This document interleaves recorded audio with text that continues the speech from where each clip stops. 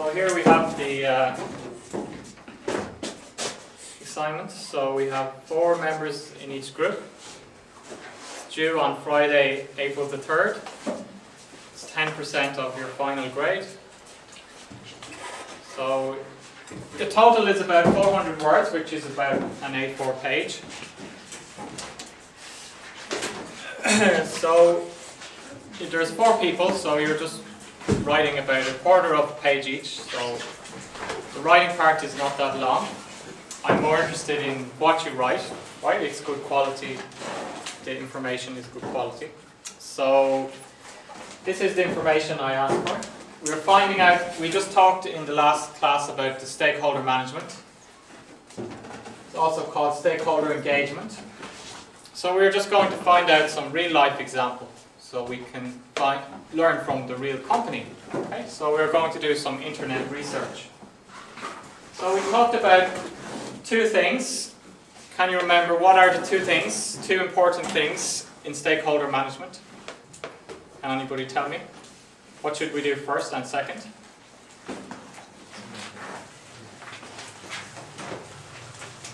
There was 2 steps in the stakeholder management. What are the 2 steps?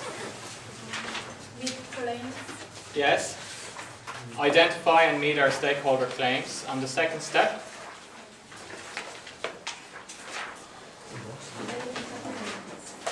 So identify our mutual stakeholders and develop their capabilities. So that's what we're doing for this assignment. First, you're going to give 2 examples of claims made by stakeholders on a company. How did the stakeholder make the claim? Okay, it could be an NGO, right, who made a claim against the company. They should be nicer to the environment, or they should improve the rights of their workers. Then the company changed, or it could be employees, could be suppliers or customers. Then the second one, what process did the company put in place to improve the capability of its stakeholders? So that's quite wide. Okay? So did they do some training program for their employees? Okay, we gave the example of some banks improving the financial literacy of their customers. Their customers could understand finance better, then it was also better for the bank. So then just at the end, explain how did this contribute to its long-term success. Okay? So the bank improves the capability of its customers to understand the financial terms and financial vocabulary. Then the customers can make better financial decisions. Okay? And the bank can have a better relationship with the customer, more profitable relationship or longer term relationship. So just explain about how the company's action helps its longer term success. So we can read the chapter 1 from the Harvard Business site. We can look at the PowerPoints. Also the PowerPoints and assignment writing in English. And we can we need to do internet research to find out about a company. Okay? So if you type the name of a company and you type stakeholder management or stakeholder engagement, some companies have reports about that. So you can find from their report, right? Then remember, you need to write your own words and your own opinions as well. You can use some quote, but put the quote in inverted commas. So, for example, if I just take a random company, Microsoft, right? And then I write in Microsoft and stakeholder engagement.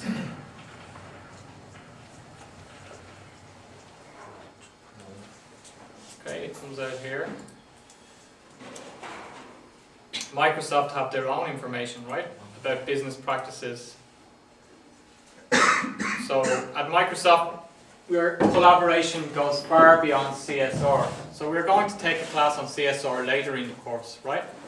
But corporate social responsibility is not as strong as stakeholder management. It's a little bit more, people think it's a little bit more artificial. It's more just about showing the world that you're doing good. A little bit CSR, right? We can find the CSR on most country's web page. So we can look through here, right, and read the kind of things about the company. Okay, just do some research online. Do you have any question about this assignment? No? Okay then. So we're going to move on today to talk about the rights, duties and obligations of businesses. So we talked about already the stakeholder management. We introduced stakeholder management as the best way for companies to do business in an ethical way, but we have more things to think about. We also have to think about rights. For example, when we saw the case of the Pinto, right? People were dying. What about people's right to life? Okay? The company didn't take into account rights in that case. Do you understand rights? How do you say human rights in Korean? What are the 3 basic human rights?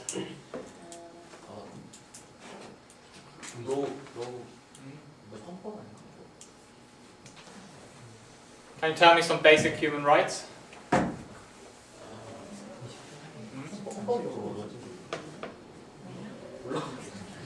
Do you know the Universal Declaration of Human Rights by the UN in the 1950s by the wife of President Roosevelt, Eleanor Roosevelt, was responsible for making a document which was in the UN. The UN was made after the World War II, so all the countries can join and discuss together so we don't have another world war. And they decided to make a human rights document. It's not a legal document, it's principles. We'll see that a lot of the time in this course the international community work on principles. Why? Because it's very hard to get 180, 190, 200 countries in the world to agree exactly on a law, okay, on a global law. So a lot of the time we work on principles and we ask countries to sign up to the principles. If the company, signing up to a principle is like making a promise. I promise I will follow this. Okay? Did you ever do an English camp? They make you promise to speak English in camp, right? You sign. It's not a law, it's a principle. I will speak English at the camp. Okay? So countries signed up to this human rights. I will promote human rights. If they break the human rights, is there an international court? Do you understand court? Yes.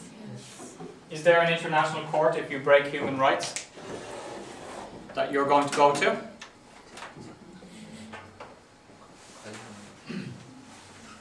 Say that you're hiring somebody who's 14, they're just 14 years old. That's against the human rights.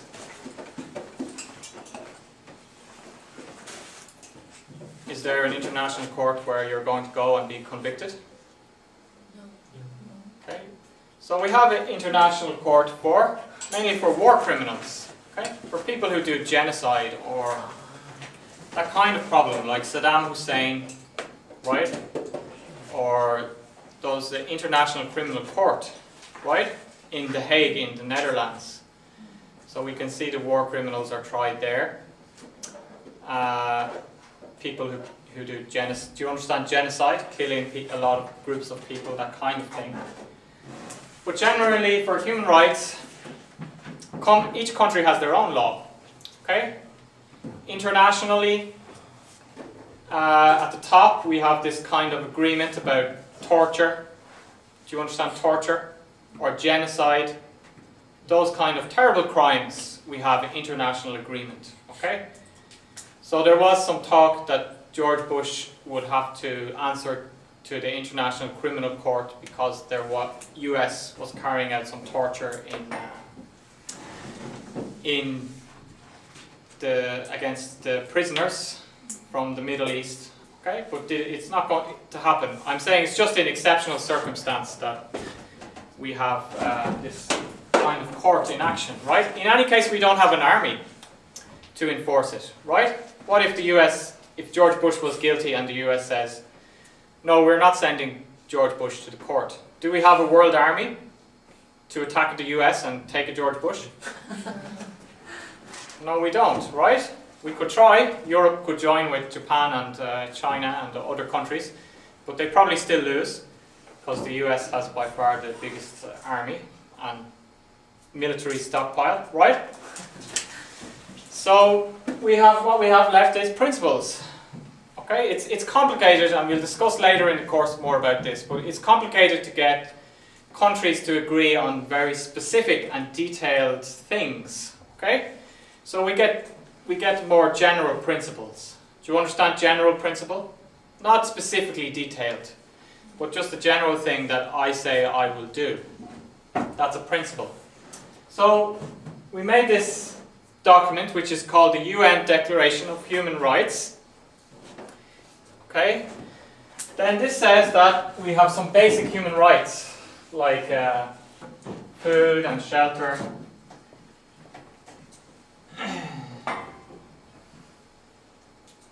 Food and shelter and clothes, right? They are the three. Then after this we have medical care, education, right? Social services, and so on.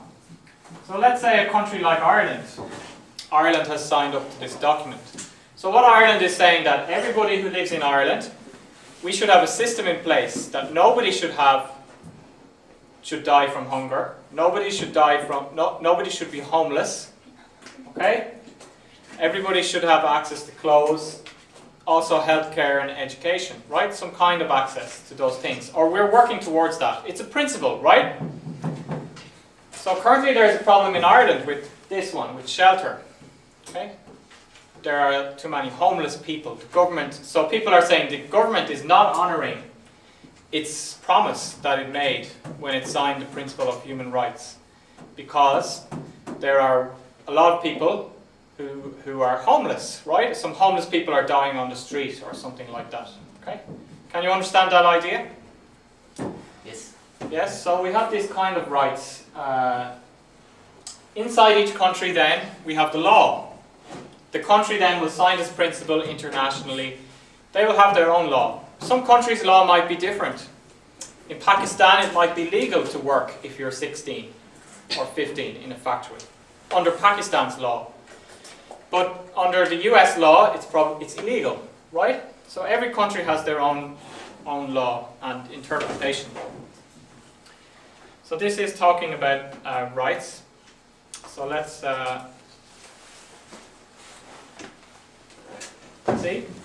So doing what is right is not only caring for ourselves, but promoting the welfare of others and promoting what is considered valuable, such as education and health. So, sorry, this was from the last one.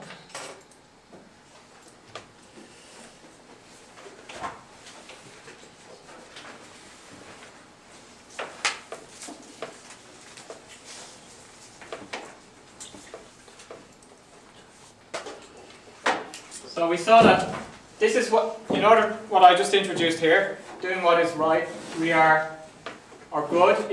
we're using the stakeholder management system, okay? So we're deciding what's good for society, what's the best thing to do, by using the stakeholder management system. But some people don't agree.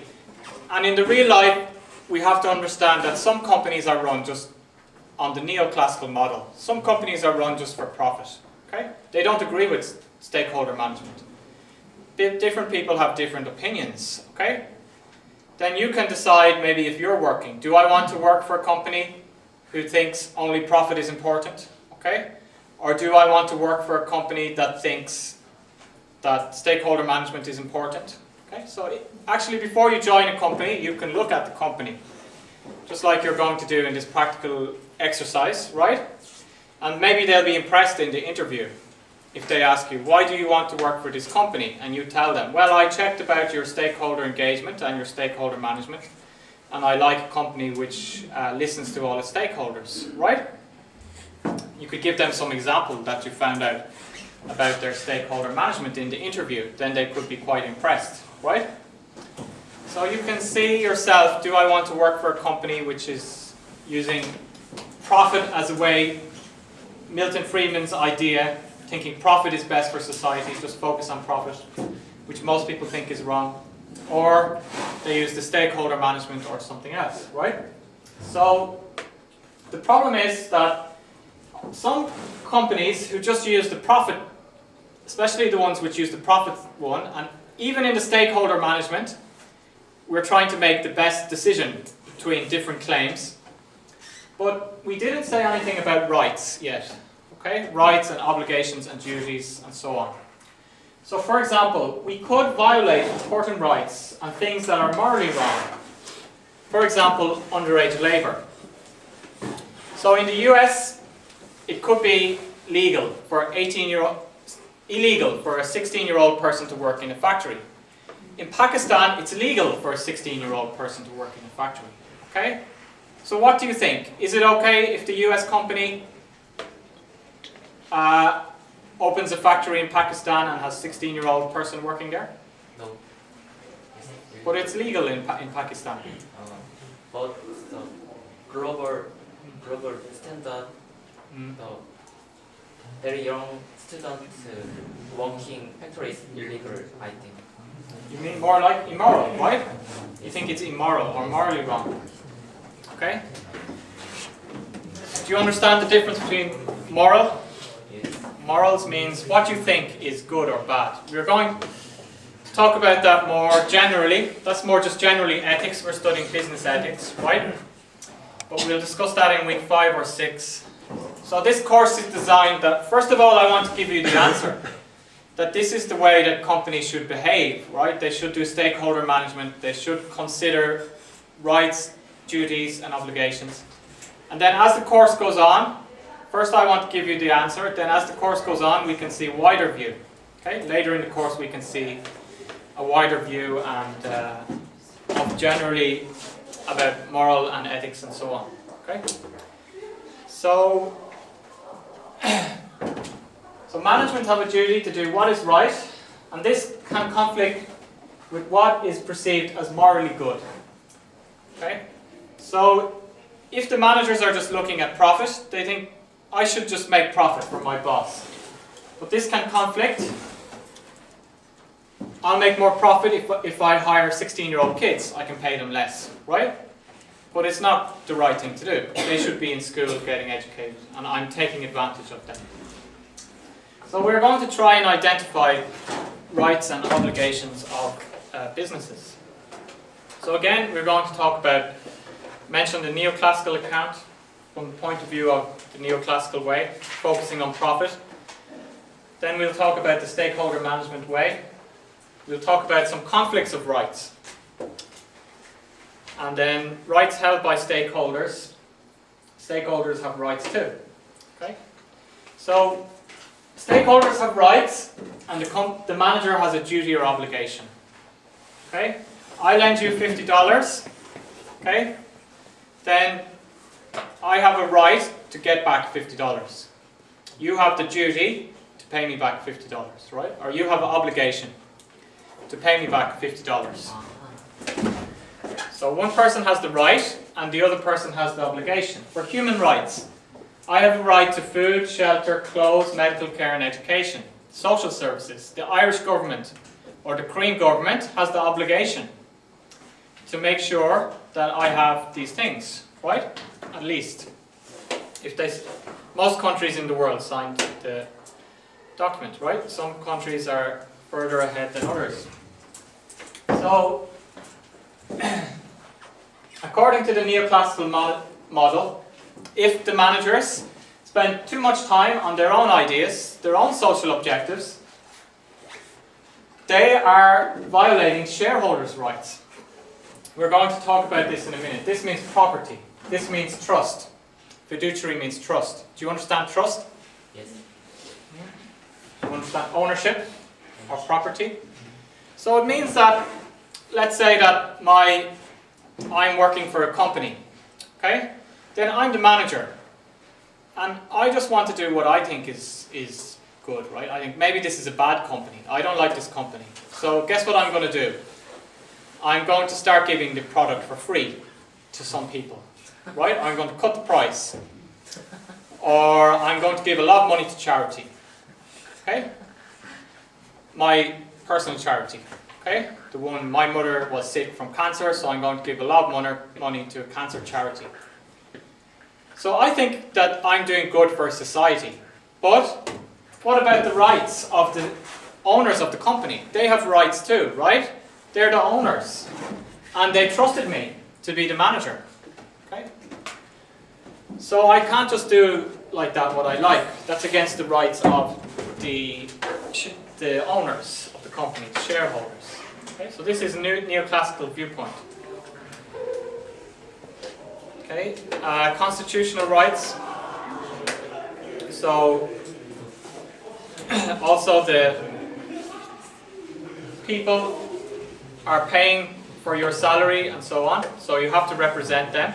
It's like you pay your taxes, so the government must represent you. Okay? So they're paying your salary, you need to represent them. But for example, increasing costs inside the company is okay, without checking with the shareholders first. So what is a fiduciary obligation that managers have to the owners of the company? So I'll give you an example. If I am working for a company and I go out somewhere, should I tell somebody, oh, this company is really bad, they're doing some really bad practices, they're lying to people and so on. Or I don't like them, I think they're just thinking about profit. Should I go on talking about my company in a bad way at a party or somewhere like that? Is that okay? No, right? I'm breaking the trust of the company. So the company trusts me to act in the correct way. So it's unprofessional anyway. When you're working in the company, it's just unprofessional to go around saying bad things about your company. Okay, you're working for them, so it's not. You can talk if you have a problem. The best thing to do is talk to your boss or talk to the other people inside the company, right? So we shouldn't exploit the trust that the company places in us. We should be transparent. Do you understand transparent? Transparency is an important word for ethics. It means that we're not hiding things. It's clear, we're open. Okay, we're not keeping secrets or hiding things. Truthful reporting. In Enron, did they have truthful reporting? No, they had untruthful reporting. There was a guy who took down Barings Bank in the UK in the 90s. He came to Asia and he was doing all the trading on stocks, right? Yes. But he kept lying to them. Nick Leeson was his name. There was a movie about that, right? He kept lying to them about, oh, I'm making a profit, I'm making a profit. But he was making a big loss. When they found out, it was too late and the bank was bankrupt, okay? So we have to be truthful and we have to try to follow the job description to do what it says when they hired us. We should not take monetary gain at the expense of the company. So take a bribe, for example. Somebody offers you a bribe to make a cheaper price. We shouldn't do that kind of thing. This is under fiduciary obligations. Do you understand a bribe? Okay. A bribe can be a complicated concept. Okay. Is giving a gift a bribe or not a bribe? Depends. Also depends on the country you're in. In the US, people see gifts more as a bribery than in Asia, right, or South America. For example, in Ireland, the teacher is not allowed to accept a gift from the students. But in Korea, they can accept gifts from students, right? So I'm quite uncomfortable if somebody gives me a gift in Korea. I don't know what to do. But usually I just say, okay, then it's just a small gift, right? But obviously it doesn't affect your grade, right? That kind of way. So, however, as long as managers are generally trying to drive company success, then there's no issue. So, you also, after you leave a company, you shouldn't say bad things about the company you worked for that much, right? You should try to deal with that with the company yourself, or in the court, or so on, because it's just unprofessional. The managers or the owners trusted you with their job and the information, right? So in fact, often if people come out of a company and they start saying a lot of bad things or that kind of way, they can find it hard to find another job with another company. Because no company wants to have somebody who's going to come in and then start saying a lot of bad things and bad rumors and then leave them again, right? So I have to stress that point is one important point for the professionalism is that if you have an issue with your company, you have to try and deal with it inside the company first, okay? Shouldn't go around telling people bad stuff about the company, right? So, proprietary rights they're the owners, okay? But it's a little bit different than their personal property. So they do not have direct control over the company assets, just indirect control, right? Through the managers, or we'll talk about it later, board of directors, corporate governance, and so on. So Friedman again is making this argument of the neoclassical, the rights of the owners, right? But this one is seen as a little bit weak. The ownership right. So we already said that only the stock price or only the profit view, which is quite popular, especially in the financial side, is we can forget about the basic rights of employees, suppliers, consumers, and communities. So in the exaggerated case, the right to life is a basic right, and we didn't think about that in the Ford Pinto case. So the stakeholder-orientated approach is more inclusive, more helpful. But the problem is we have a lot of people who have different rights and we have different obligations and different duties. So it's more complicated. We have to think about all of those things. So what is a right? Let's have a look at the vocabulary just to understand better. It's an entitlement to act in a certain way, the right to free speech, or to be treated in a certain manner. Okay? So you shouldn't invade my privacy. You shouldn't check my emails. Okay? If you owe somebody money, they have the right to get paid back. So the other person has the duty or the obligation to pay the money back. So we're talking about with a right, the other person has the duty or obligation. We have negative or positive duties or obligations. Things that we shouldn't do. You shouldn't check my email, right? Negative obligation. Or positive obligation. Things you should do. I should pay you back the money. So we also have laws, regulations and codes that we need to check first. So that's the first thing we need to check. Right? The law is the basic. Law is not ethics, right? Law is at the very basic. Ethics is stepping further than the law. But first we need to check the law. So for companies we have the Securities and Exchange Commission in the US will check the company is doing business in the proper way with no fraud or that kind of thing. This is a lot based on finance and accounting. Okay? So the job of the SEC, Securities and Exchange Commission in the US, one of their jobs is to check that a company is a real company before they can sell their stock on the stock market. So we have examples in the past where you had, for example, in the IT boom, we had some teenager who was just at home in his mother's house in the basement with one computer, and he made a company called internet.com. So it was the dot-com boom in the US, which means investors were investing in any company which had an internet-sounding name, buying stock, right? So some investor clicked, oh, internet.com, internet company, right, great, invest, buy a lot of stock, $5,000, right? Then the kid is at home, yes, I got some stock, people bought stock in my company, this is great fun, right? Then what happens? There is the bust. Then the stockholder checks about the company property. It's not a company, it's just a kid in his basement, okay? So they lose all their money. So the SEC job is to make sure that doesn't happen. Okay? They check the company is a real company, they have proper accounts, okay? They're doing everything properly.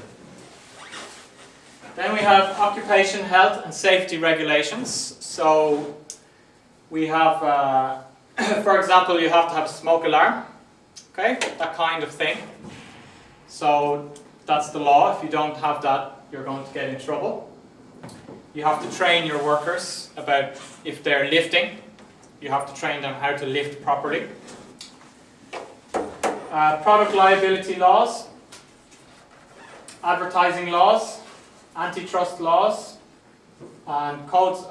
After this, then we can start to have our ethical codes, which we'll talk about later. So we have laws about all of these things we have to watch. First of all, keep the law. Then move on to ethics after that. Okay, so types of rights that we have. First type of right we have is legal and political rights. Do you understand legal? Law? Legal is the adjective for law. Do you understand political? Yes? So you should have the right to vote, for example. So we already mentioned the UN Declaration on Human Rights. We have civil rights. We have, again, international agreements on civil and political rights, international agreements on economic and social rights. Almost all countries have signed an international agreement on civil and political rights.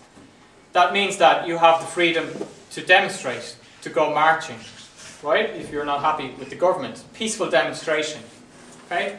You have the right, everybody has the right to equal vote, okay? So almost all countries have implemented this part, okay? Where the countries are a little bit behind is on the economic and social rights. Economic and social rights are more like these kind of things, okay? Some countries are not as advanced there. We have international corporate law. For example, product safety. We have some international law about the environment, the Kyoto Protocol, for example. But for example, the US and China didn't sign this agreement. So if we just look at the Kyoto Protocol on the environment, right? It shows how hard it is to get all the countries in the world to sign up. Okay? China don't agree, the US don't agree, but everybody else does. Okay, then let's make a deal. Just leave out the US and China, right? So anyway, most countries have, almost all countries apart from some have. We also have the specific agreements about the rights of women. Okay, that kind of thing. Interestingly, the US is lagging behind on the rights of women. They're having a discussion at the moment about the equal pay legislation in the Congress. So the US hasn't properly signed or implemented the agreement on the rights of women. So we can make these kind of agreements with other countries, okay? And then we need to make these laws in our country to follow these principles. They are legal and political rights. Next one is professional rights. So professional rights is inside our business. How should we act or perform? So each area has their own professional rights, like accountancy or marketing or so on. There are things that you should and shouldn't do. How professionals should act. Organizations have their own view. Usually it's codified. There are two main types of law in the world. Common law from England and the US, right? Civil law from ancient Rome, which is used in most of the rest of the world. In Korea, use civil law, which is made by codes, code law. Code is a list of things, okay? So here we have like civil law, we make a big code. The Romans started off by making this civil law. They made a list. You can do this, you can't do this. If you do this, this happens, right? So for companies, we often have this kind of code or list. An example is professional football players, right? Professional football players have a professional way they should act. Why? Because a lot of young kids watch professional football, right? So if the professional football player does a bad behavior, then the kids might follow or copy the bad behavior, right? So there was a case of Nicholas Anelka who made some gesture, like anti-Jewish gesture, a couple of years ago, right? And he was fired, he lost his job. Why? Is it illegal to make an anti-Jewish gesture? No, right? But inside this business of professional football, you can't make those kind of gestures. Okay? Because of, this is the way that we have a code. Professional footballers should do this and should do this and should do this. And if they don't, then they can lose their jobs, right? So then we have moral rights. It's a little bit more complicated, and we'll discuss later in the course about the different moral systems. For example, we have different religions in the world. They all have different morals. But if you go to the UN headquarters in New York, you can see a big poster which has a sentence which sums up. The UN is not a religious organization, right? It sums up all the different countries and different religions have something kind of similar.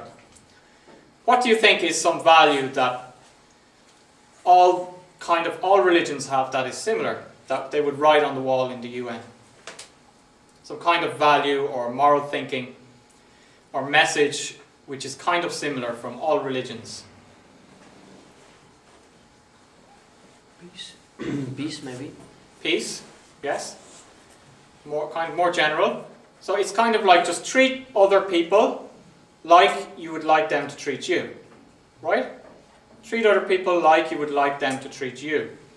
It's in Christianity, it's in Buddhism, right? In Hindu religion. So all religions kind of have in common. But they have this kind of wide thing in common, but then different religions after this, lower down, have different ideas about what's right and what's wrong. And then we have philosophy. Different philosophers have different ideas about what's right and what's wrong. How do you say philosophy in Korean? Chonhak. Did you study Chonhak before? Did anybody study philosophy before? Socrates. Socrates. Aristotle, yeah, they're the oldest ones, yeah. Kant. Kant, yeah, he's the famous German one from the 19th century, right? Nietzsche.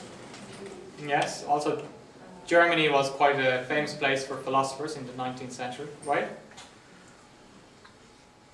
So we'll look at that in a few more weeks. That's the more general ethics, is more linked to philosophy, right? But moral rights can be different depending on the person and what they believe. So let's have a look. What does Immanuel Kant believe? Immanuel Kant believes that people have rational and autonomous thoughts. So rights are necessary for protecting and fostering the inherent worth and dignity. This is the key word here. Do you understand dignity? Dignity. Everybody has some dignity, like self-respect, right? So we should not deceive. Do you understand deceive? Like lie or so on. Okay, or steal from others. And we have the duty to develop rationally and autonomy in society. So Immanuel Kant is saying, we're people, we're not animals, right? We can think rationally, we can have our own thoughts, so we should all be treated with respect, right? We should all be treated with dignity. So treat everybody in a dignified way. So how can I explain dignity, right? If you have no dignity, it means you let other people treat you however you want, however they want, right? So this is one idea. So that would be a type of moral right. We should treat all our stakeholders with dignity. Another philosopher, if we don't have, even if we didn't have religion, philosophers would say that our society needs some moral system in the world, right? Because if we don't have any moral system, we can have mistrust, a lack of cooperation and solidarity, and we can have deceptive or violent behavior. So if I give you the example of ancient Greece or the Vikings, do you know the Vikings? Yes. In their moral system, they had gods who went to war. Their gods were very strong and powerful and always fighting. And actually the gods used to do some deceit, right? The people that Greek worshipped, or the Vikings worshipped, there was Odin, who was quite deceitful, the brother of Thor, right? In the Viking religion. Did you watch the movie about Thor? Yes. By Marvel? Yes. Yes? Do you like superheroes? Yes. Who is your favorite superhero?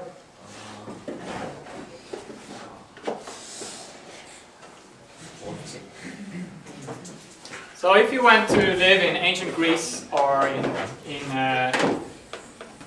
the time of the Vikings, life would have been quite hard, right? People died quite young. They were usually always fighting, involved in wars. The Greek states were always fighting against each other. Okay? So in that situation you had people like Aristotle and Socrates saying, we need to have some kind of moral rights here, right? We need to have some sort of moral system. Because this world is not good for people, right? We're just fighting and killing each other all the time, right? Just the strongest person gets the land and the money and so on. So if we don't have this kind of moral rights, our society could be just kind of chaotic, violent, very violent, like ancient Greece or the Vikings. So we have some fundamental rights and duties. Do you understand fundamental? Yes. Fundamental means basic, at the bottom, base.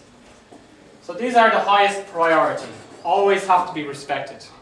So these are the type of rights we have to think of first, these kind of rights. So protect something that is vitally important, necessary for promoting individual respect. Okay? So human rights. So if we don't have any clothes, it's a serious problem, right? We're not promoting individual respect, or somebody dies from starvation, they don't have any food. Protect private property, liberty, fair competition, and ensure shareholder rights. So we can have free speech, liberty. Okay? Contracts. If I make a contract with you, that's legally enforceable. Okay? We can have some threats to this kind of rights and duties. So we have to fairly distribute the economic distribution of duties they impose. So, for example, if a company cannot respect the fundamental rights, we shouldn't impose the economic sanctions. So we want to make sure that these basic rights are enforced, right? But some countries have different situation than others, okay?